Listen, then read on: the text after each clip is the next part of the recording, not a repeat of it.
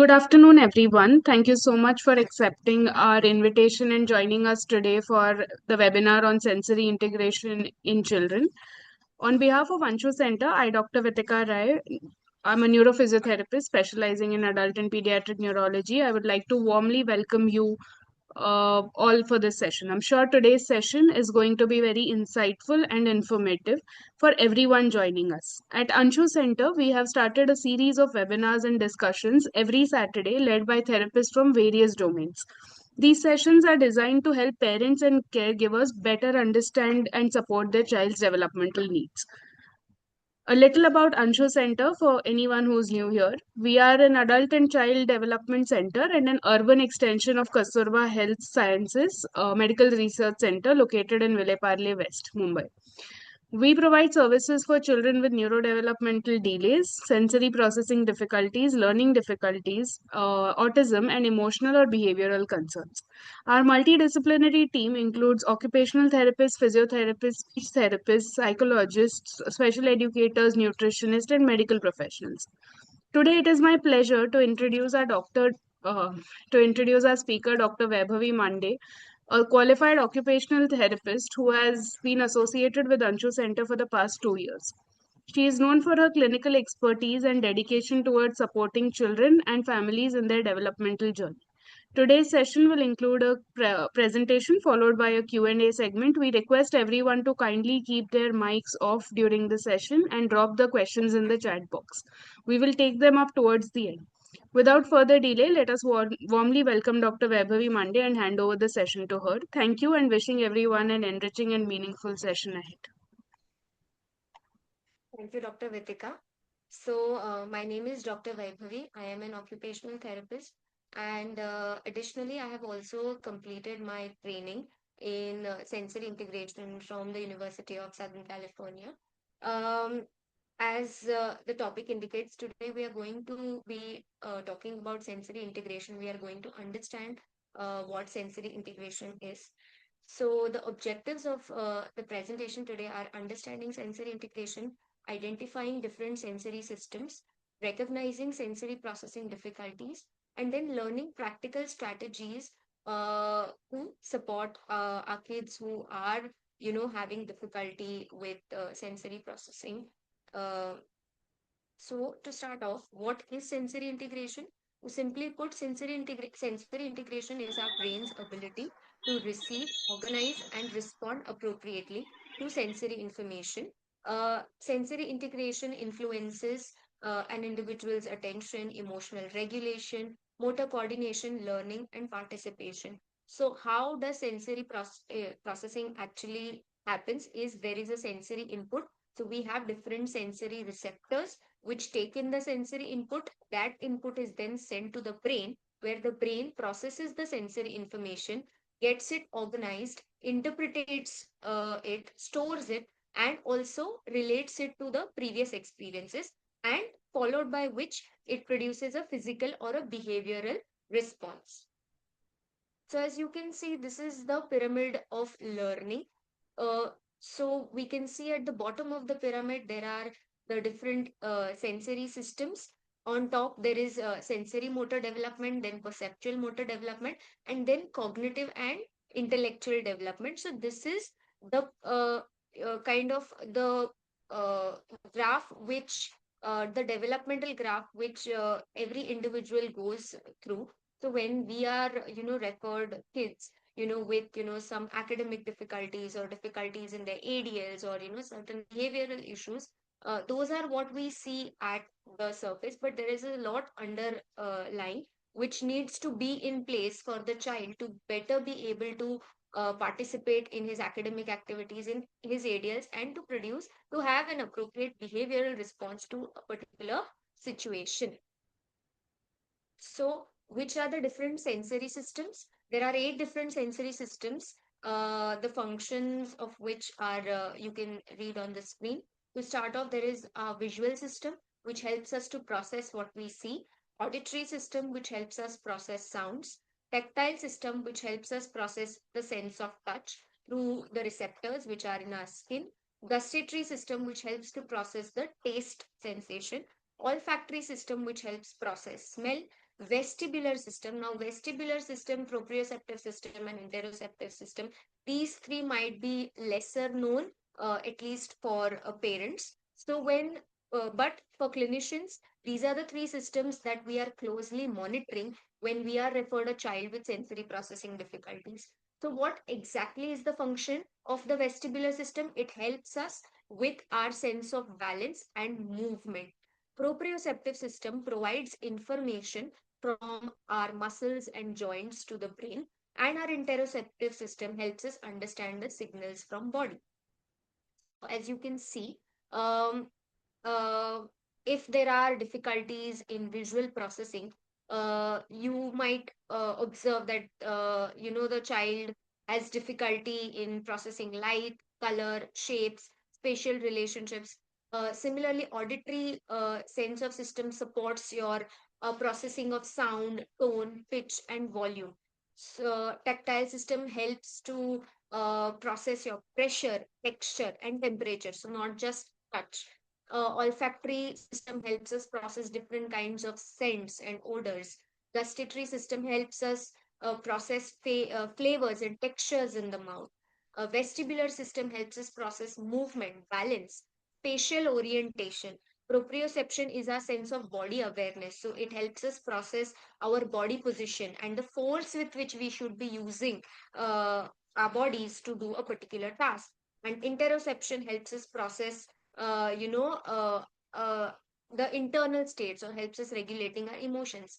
So when there are difficulties, what can be done? If there are difficulties in visual processing, here they have recommended we use soft lighting. If there are difficulties in auditory processing, we can use noise cancelling headphones. If there are difficulties in tactile processing, the child may avoid touch. They may have discomfort with clothing, and more so we will be discussing ahead in the presentation. Now, there are certain sensory processing patterns which we need to look for um, before we just kind of say, oh, the child just does not follow, or has behavioral issues.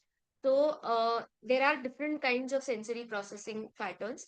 First is sensory sensitivity. So, when a child is sensory sensitive, they may notice the sensory input, but they may avoid it. Similarly, also, a sensory seeking child would need more input and would actively seek that input. A sensory avoiding child will notice the input and actively avoid it. A child who has lower registration will miss the sensory input or and may not be aware. Vestibular processing difficulties exclusively will show up as difficulties in processing balance and movement information. Proprioceptive processing difficulties will show up as difficulty in understanding body position and force. And tactile processing difficulties may show up as difficulty to process touch sensation. Now, when a child is sensory sensitive, what are the kind of difficulties you might observe? So, what you could see is that if they are auditory sensitive, so I'm speaking with respect to every individual sensory system. So, if a child has auditory sensitivity, they may cover their ears during loud noises, or they may get distracted by background noise. If a child has sensory sensitivity in the visual system, they will get disturbed with bright lights. They may have difficulty to focus in a cluttered environment. For tactile system, they may avoid clothes of certain textures, or they may dislike messy play. If they have vestibular sensitivity, then they will be afraid of swings, or they might have motion sickness. Taste or smell sensitivity might show up as picky eating or gagging with certain foods. A sensory seeking child would always, you would observe them to be constantly on the go. They will show constant movement. They would touch everything, speak loudly, jump around, climb the furniture, fidget, invade personal space. So what are some of the strategies that could help in supporting a child who is sensory seeking? So these are quite brief, but you could incorporate movement breaks in their daily routines. You might give them a lot of heavy work activities. You might use sensory circuits or flexible seating. So the examples of heavy work activities and sensory circuits I'll be showing later uh, in the presentation. So this is a very interesting image that I found where, it says that I am a sensory seeker. So if a child is a sensory seeker, they might like to play rough house, or stand close to the TV. They might like chewing on straws, toothbrush. They may make noises, or keep humming. They would want to touch other people. They would like to run and skip. Walking simply would be a challenge. So you will constantly find them running. And it says, my teacher says I have trouble staying in my seat. I have the wiggle. So I think it's quite funny. So these are some of the behaviors, or this is what something that you would see in a child who might be a sensory seeker. A sensory avoider, or a child who is avoiding sensory input, might cover their ears, avoid crowded places, avoid bathing, haircuts, avoid noisy classrooms. They may cry during, grooming activities. So to support them, what we could do is offer them quiet spaces in the house, give them noise cancelling headphones, create a predictable routine for them, and gradually expose them to a particular sensory input, rather than just kind of overwhelming them with it. Again, here I'm a sensory avoider, so they may notice shirt tags and scratchy fabrics. They would like to keep their hands and face clean during meal times. They would want quiet environments. They would not like it when people touch them. They may get nervous climbing, going on slides and swings. They would squint their eyes when when there are bright lights. They would not like strong smells. They would limit themselves to certain food textures. They would like to keep their feet firmly on the ground. They would prefer shoes. Sand and grass is a big no for them.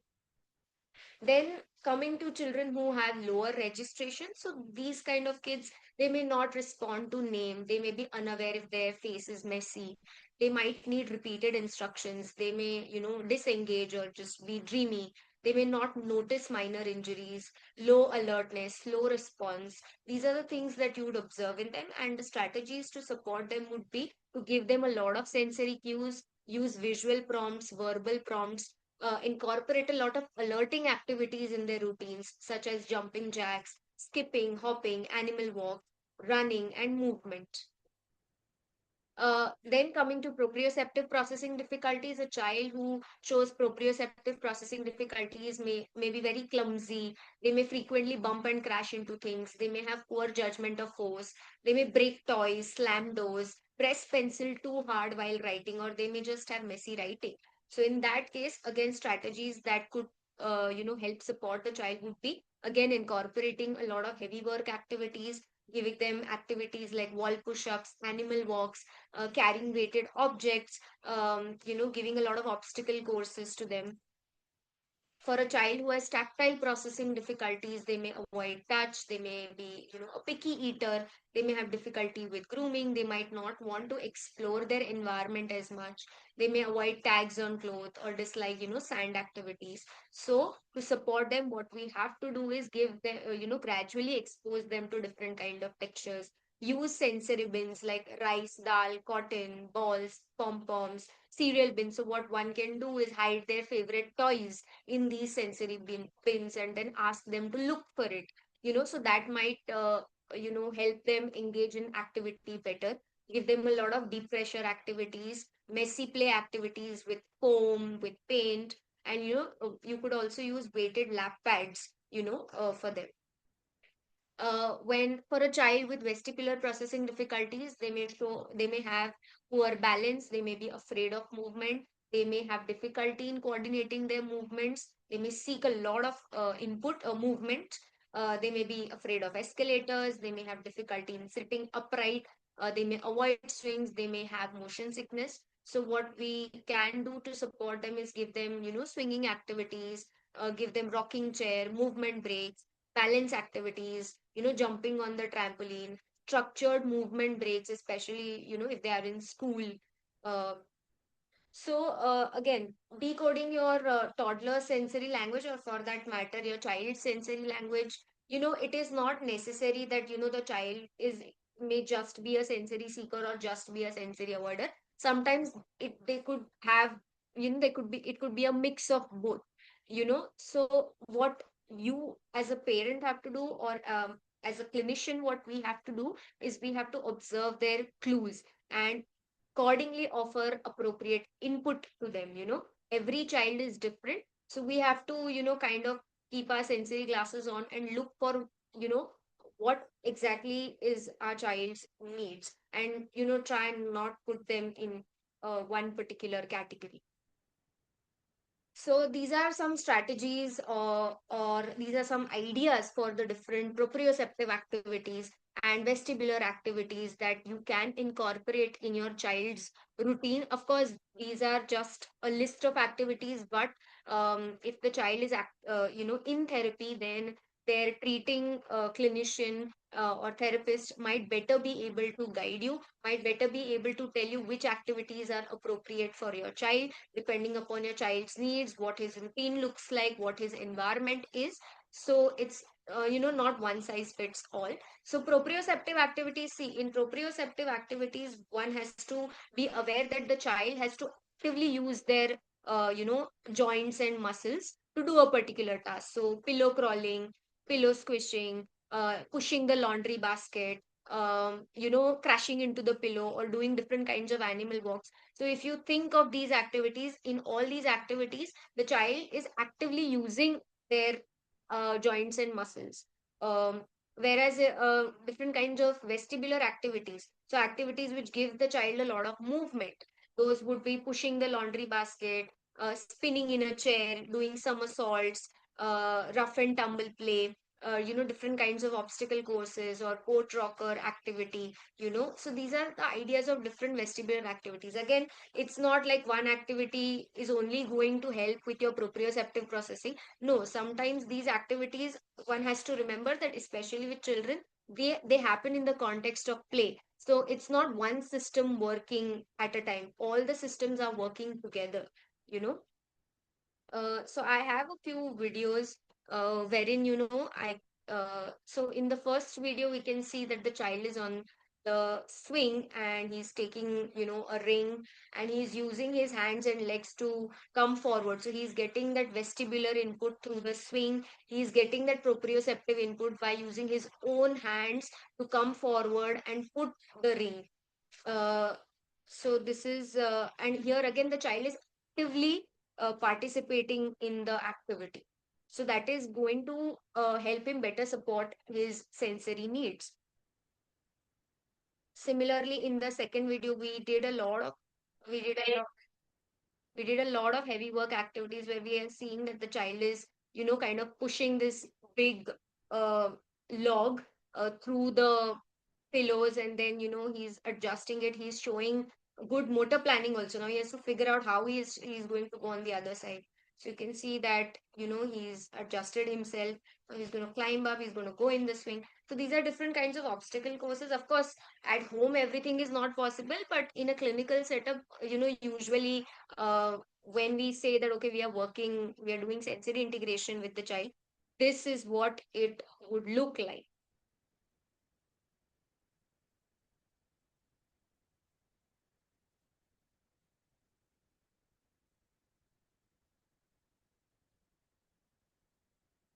Again, in this video, we can see that the child is crawling through the tunnel. He's climbing through the log. So I have, kind of used the same materials, but in a different way. So as clinicians, we have to be extremely creative. When we are, working with the child with an SI lens. Um, and of course, it has to happen in the context of play. It has to be, child led.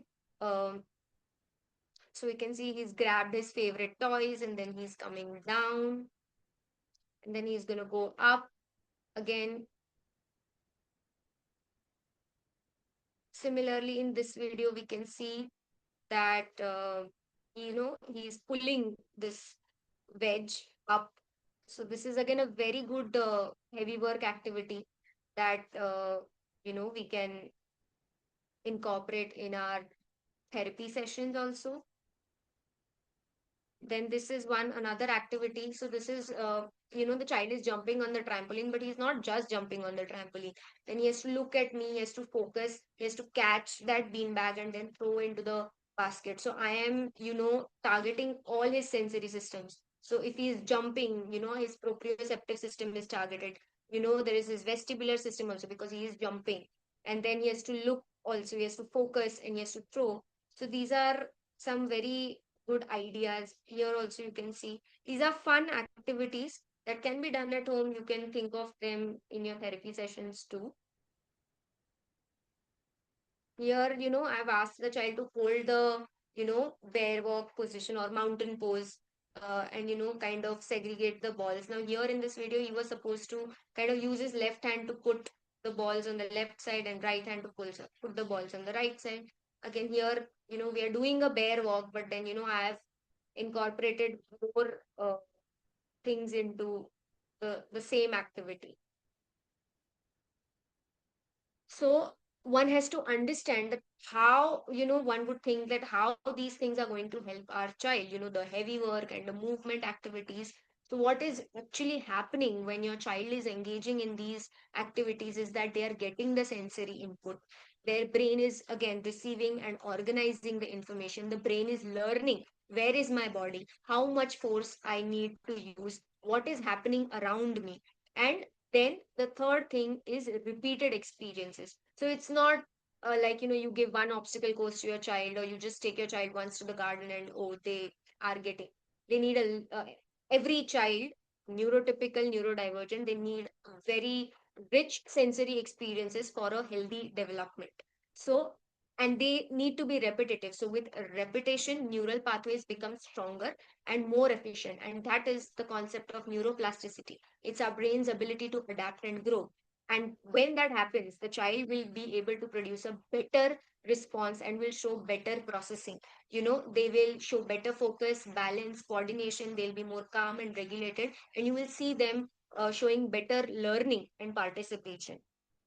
So this is basically the bigger picture. Like you give heavy work, better sensory processing, improved regulation, better learning. So that is how it goes. And it needs to happen again and again in different ways. So this is some of the feedback that I had gotten. So all the kids that I was working with, I primarily work with an SI lens with them. So this is the feedback that I got. In the first picture you can see that his class teacher, he was comfortable, he was hugging everyone. He in the second picture, in the middle picture, you can see that the child went for a haircut and he wasn't crying. This is the message that the parents have sent me. Initially there would be four people who would be required to hold the child. And then in the third picture, you can see that the child went into the swimming pool for the first time. He did cry initially, but then he finally got used to it and then he enjoyed it. So it is important that our children show better sensory processing and have a better exposure to sensory experiences so as to, thrive in the environment that they are in. These are the references that I have used for the presentation. Yeah, we can open up the panel for questions. If anybody has any doubts, kindly either put it in the chat box or you can ask us directly.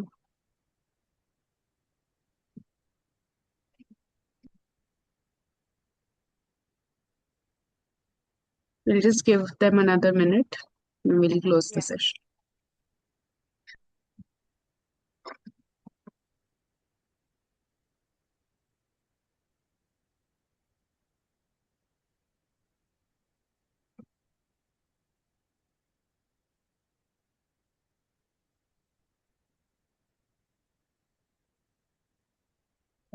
So, as we come to the end of today's webinar on sensory integration in children, I would like to extend a heartfelt vote of thanks to everyone who joined us today. A special thank you to our speaker, Dr. Vaibhavi Mande, for sharing her valuable knowledge, clinical insights, and practical understanding of sensory integration in such a simple and engaging manner. All of those videos definitely helped us to get a better picture of what you were trying to explain, and that feedback makes all the difference. We truly appreciate the time and effort you took to make this session meaningful for all of us. I would also like to thank all the parents, caregivers, therapists, and participants for the participation in this. A sincere thank you to the entire team at Anshu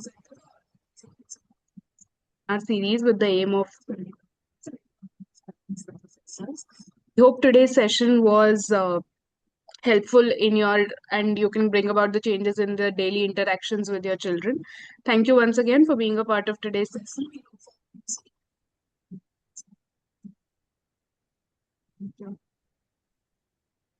Thank you.